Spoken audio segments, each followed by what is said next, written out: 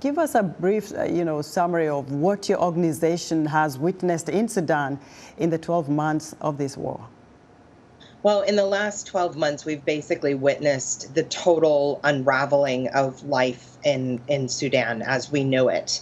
This is a conflict that has been marked by widespread violence and displacement.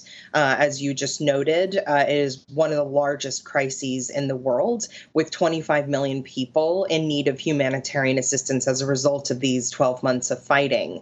And that it's also the largest displacement crisis, internal displacement crisis, with 6.5 million people having fled their homes within Sudan's border and 2 million people having become refugees in the 5 surrounding countries around Sudan. Another figure that is sort of mind-blowing is that 18 million people are severely food insecure as a result of these events. And as we head into Sudan's lean season, we expect these food insecurity numbers to spike and maybe even edge toward famine. And we hear from our staff there are just high levels of trauma among the Sudanese population after 12 months of active fighting, fear, and displacement. And it's been incredibly difficult for them, despite their resilience and their resolve to get through this very, very difficult period.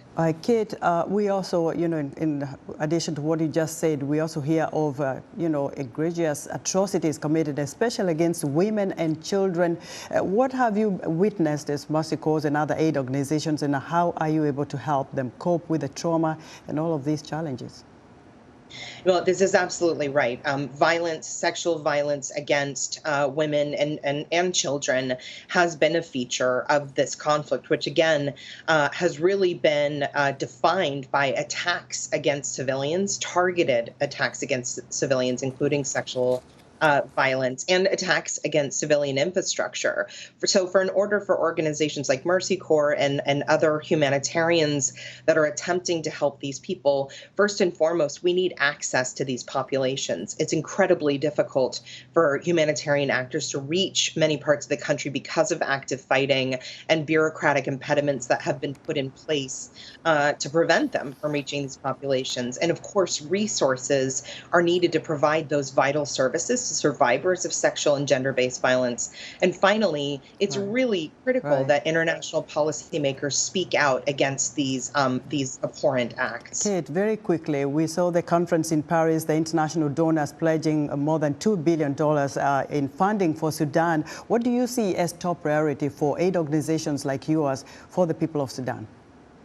Well, I should just note, while this is a really positive step forward because the humanitarian appeal was only funded at 6% before the conference, this is really only half of the funding that's needed, and it needs to be provided expeditiously, and we need to make sure that it arrives, especially to local organizations on the front line of this crisis. But it must be coupled with sustained diplomatic attention to increasing access to reach everyone in need, and of course, and foundationally, diplomatic efforts to end this conflict, which is driving those horrible humanitarian figures that I just went through.